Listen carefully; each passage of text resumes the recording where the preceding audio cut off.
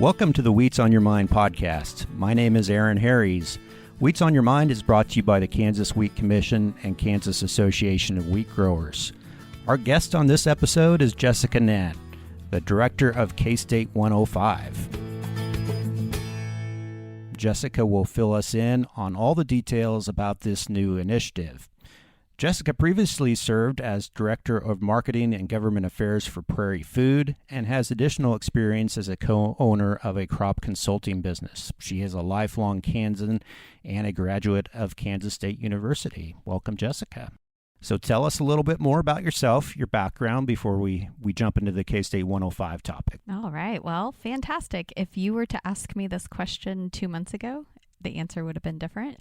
I would have said something along the lines of that I have been a soil health content consultant for a number of years, working with different startup companies and ag companies, nonprofits, and other initiatives to focus on agricultural issues like soil health, regenerative agriculture, just a lot of fun stuff like that. But through my journey of developing different programs across the state, the K-State 105 initiative piqued my interest, and when I took a look at it, I just really felt like it made a lot of sense in how we're looking at communities and being able to just layer on different levels of support for Kansans. So very attractive to me. So yeah, director of K-State 105 now.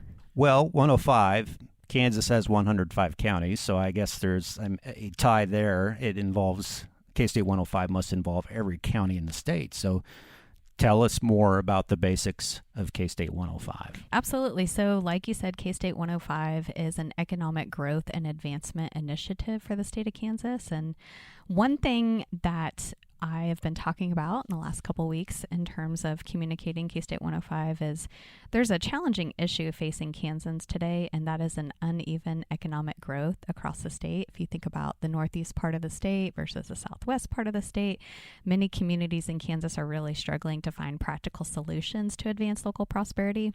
So K-State 105 is our mission as a land-grant university to take a look at supporting our communities, whether they're rural or urban. And we've decided to do this through small business development. And I'll just throw a statistic out there for fun. In the last 25 years, we know that 66% of all new U.S. jobs have come from small businesses. And so that's, we think about agriculture as our economic engine, and it absolutely is in Kansas. But a lot of times that engine is ran by small business. It's great timing for a program like this. The recently hired president at Kansas State University, Dr. Linton, of course, comes from that land grant experience and an extension background, which I think is great for this. And the K-State 105 program is kind of linked to the Next Gen K-State Strategic Plan and Economic Prosperity Plan. How do those all work together? K-State 105 is really the key driver of the Next Gen Plan, and it's a pillar of the Economic Prosperity Plan. So if you take a look at that, K-State 105 is aligned with the Economic Prosperity Plan, which is also aligned with the Kansas Board of Regents Strategic Plan. And these are all kind of terminology that I've learned in the last couple months. So what's KBOR? KBOR is the Kansas Board of Regents, which Kansas State University is a part of. And what I didn't realize about the land grant institution that I went to, I'm a K-State grad, 2004, is that it is really our job and our duty to align with harnessing our expertise for job and business creation throughout the state. So that was something that was kind of new for me. And then the other thing is that K-State 105 and the Kansas Department of Commerce's Framework for Growth, we're aligned with that initiative and purpose and vision. And so we know that the Department of Commerce does fantastic work already in small business development and development across the state. And so our efforts with K-State 105 will complement these key initiatives. So really it's just opening up the colleges, universities, and other higher ed institutions to be present in all communities and be able to deliver content and to help communities grow and develop. So I think the key is for people to understand is this goes beyond agriculture, which I think is what typically people associate with extension. Oh, absolutely. And that's the part that's so exciting to me, because as I've looked at the different ways that I've been able to consult in my professional career over the years, is it really comes down to people Mm-hmm. and people within communities. And so what are the things that a community needs to be successful? And one thing that also was very surprising to me at K-State 105 are some of the workforce issues that communities face right now. So yes, you're exactly right. We're talking about agriculture, we're talking about other industries, but we're also thinking about workforce issues. For example, increasing economic prosperity for our communities, increasing educational access, but also improving health and well-being. So some of the workforce issues K-State 105 might be working on initially could be affordable housing, Mm-hmm. childcare, healthcare, and we know across the state, those areas and those counties that are thriving and growing are also thriving and growing in some of these key workforce areas like housing, childcare, and healthcare. And so you have to kind of like sit down and think about this for a minute, think about the community you're from, and think about what makes you successful. And if there's gaps, how do we find resources? How do we elevate different programming that we might have access to so that everybody has the opportunity? Yeah, so K-State 105 is, in a good way, kind of a middleman, so to speak, on connecting those university resources, filling those gaps in the local communities. Absolutely. And there's some fantastic examples of where this is happening very robustly. Mm-hmm. Across Kansas. But as I mentioned, we know that there's uneven economic growth. And so this is our initiative to take a look at the areas in which we can improve and open up the university, our expertise, our knowledge in a way that's not been done before. Mm-hmm. And that you said the driver, the economic prosperity plan from the Board of Regents and K-State taking part in that. What is the goal of the university? I know they throw some numbers out there, maybe put you on the spot, but how many jobs are they wanting to create? Yeah, that's a great question. So as we look at the pillars of our economic prosperity plan through Kansas State University, what we have aimed to create are 3,000 direct new jobs in the state of Kansas and to attract $3 billion in new Kansas investments by 2030. Mm-hmm. There's been some really excellent work going into that up to this point. But one thing that I did when I was able to get started with K-State 105 is we are in the middle of doing a data collection process right now. And so we're working with our internal partners within the university. We're taking a look at K-State Research and Extension, our external partners like Network Kansas, and we are creating a baseline. Mm-hmm. So to best answer that question, I think I would say to be determined, and let us put out our baseline report that we're working on right now. We're going to have a lot more information here in the next couple weeks. Yeah, got to know where you're starting to know where That's you're right. going. And as far as I know, I don't know if there's any other robust small business report Mm-hmm. out there for the state of Kansas. So this is something that is going to be a fantastic launching point. Yeah, and you talk about those partners. You mentioned one in Northwest Kansas that partner with K-State to deliver this. It's not only limited to K-State, is it? I believe I saw an example of where Fort Hays is even a partner in one of these projects.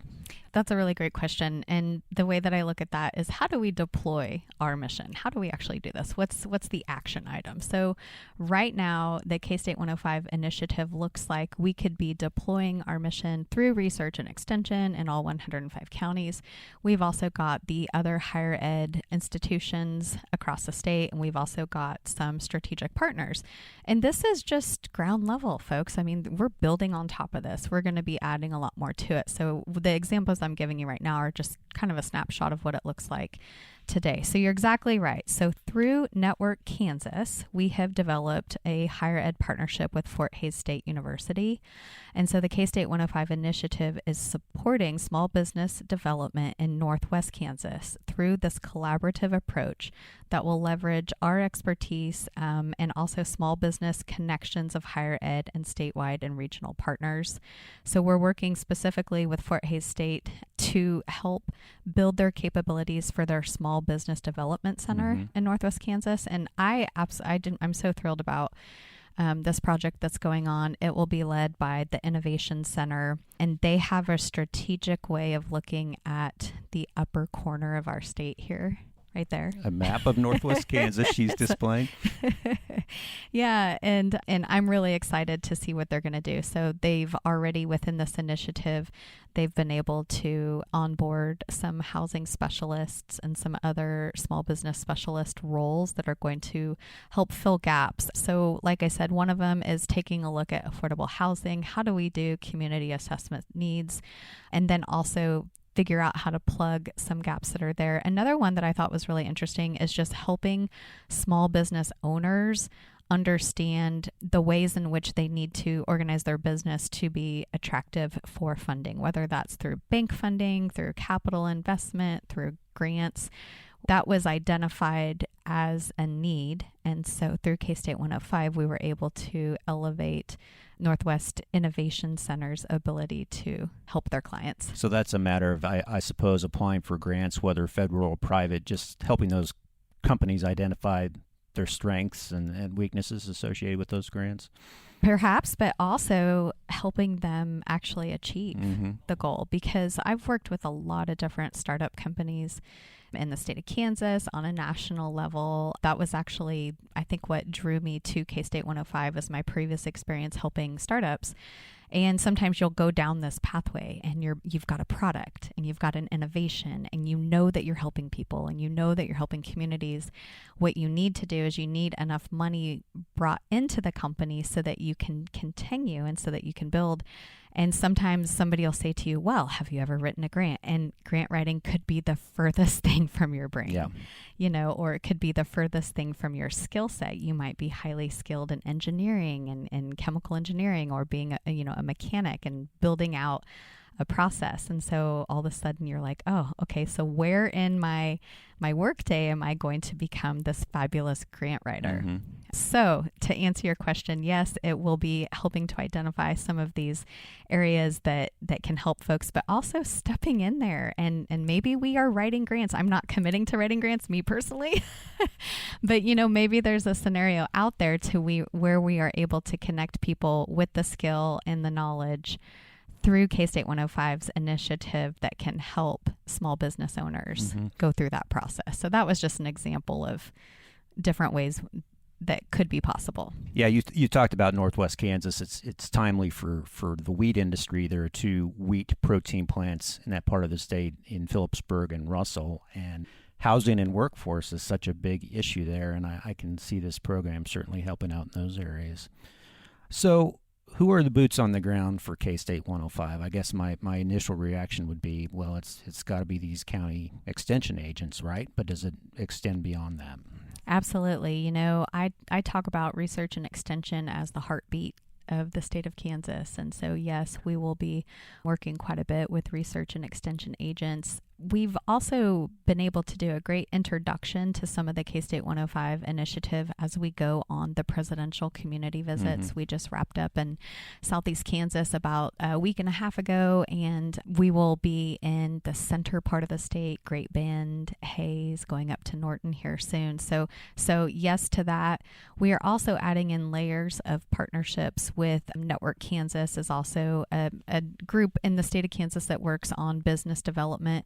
They have a program that's called e-communities, where if a community desires to add in some layers of support, they can contact Network Kansas, and through Grow Kansas, they're able to develop a system to help them take a look at their community and figure out what they need.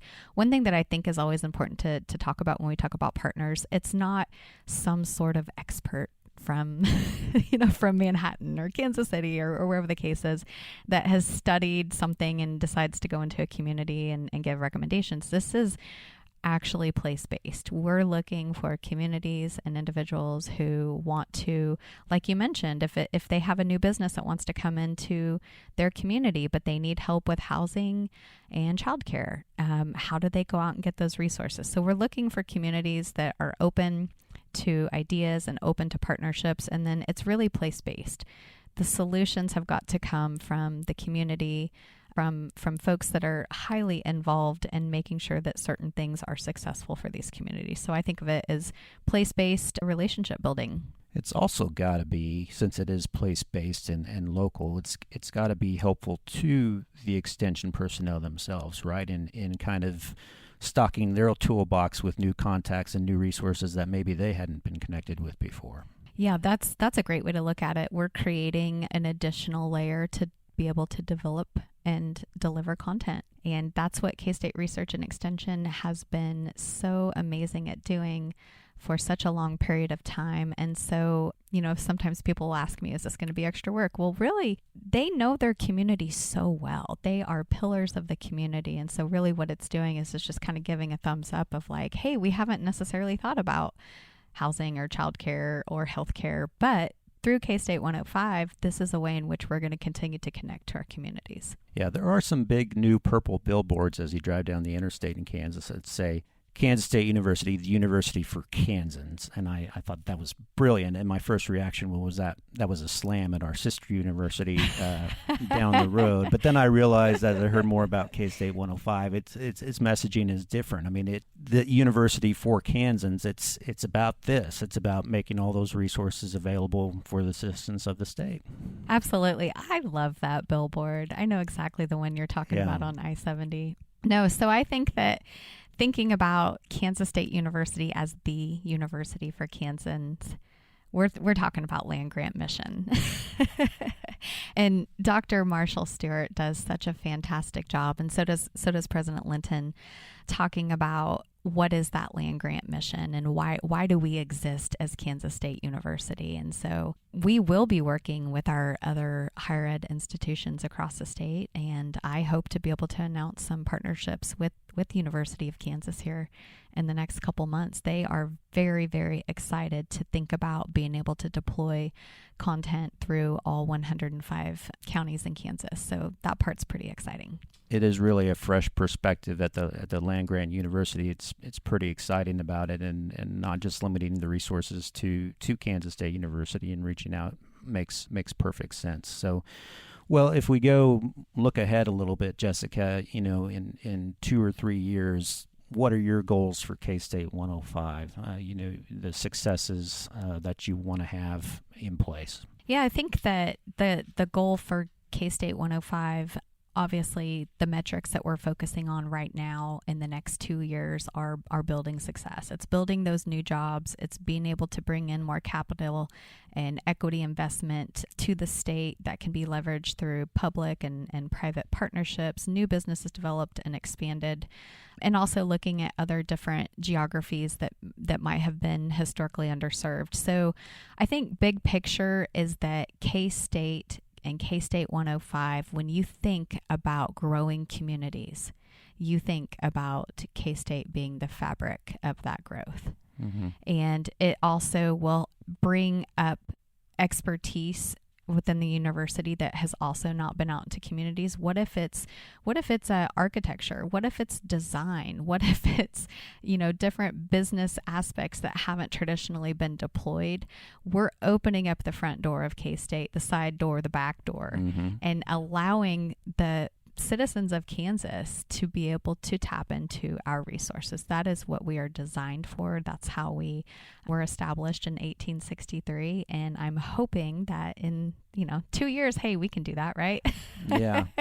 Well, it's something we take for granted locally, being Manhattanites. We know about the resources available for the university, but it's nice getting those out to the state. So how has the program been received so far at the different level, from the citizenry, from the Board of Regents, from the legislature? I think that's a great question. I did the Celebrate Ag Day, was one of my first events that I was present at here a couple weeks ago at the football game. And it was interesting because as people were coming up and talking to me, there's probably 1,000 people that came in and out of that event. It was a fantastic mm-hmm. event.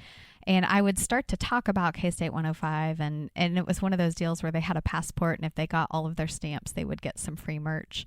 So, at first I think people were a little glossed over as I started talking about economic development, but you hit home on every Kansan wants to preserve their way of life in their small town, whatever that looks like. And so once you start to have these conversations, and this happened to me when I was learning about K-State 105, I was like, oh, I get it.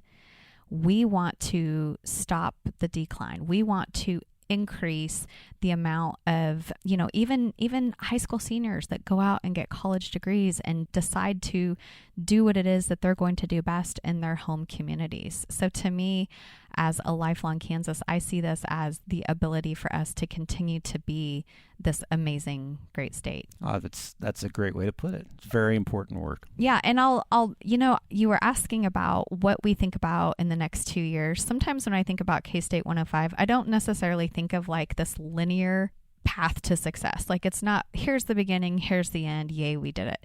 I think of it more of like the state of Kansas, and we're layering on one level of support, and that could be research and extension. And then we're layering on another level of support, which could be, other universities and institutions. We're layering on other nonprofits. We're layering on state agencies. We're layering on private industries and private partnerships.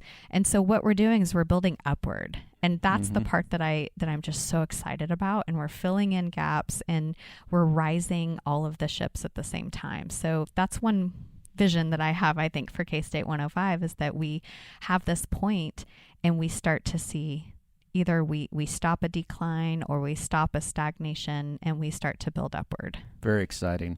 So people want to get involved with K-State 105 and learn more about it. What should they do?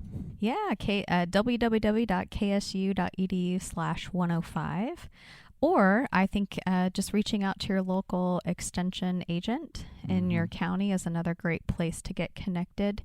If you have a project or an idea that you either want to deploy statewide, or if you have a specific workforce issue in your community and you're thinking, man, we've got some gaps that we need to fill, or we need some capabilities built out, the best thing to do is to go to our website, and there's a Join Us form that you can fill out, and you can give us a little bit of information, and we can help you go from there. If you got a question, you could connect. I think this is K-State stepping out very boldly into a spotlight. I mean, it's the K-State is definitely stepping out into the spotlight, and our mission is greater than just existing across the state. It's about serving and elevating the lives of every Kansan.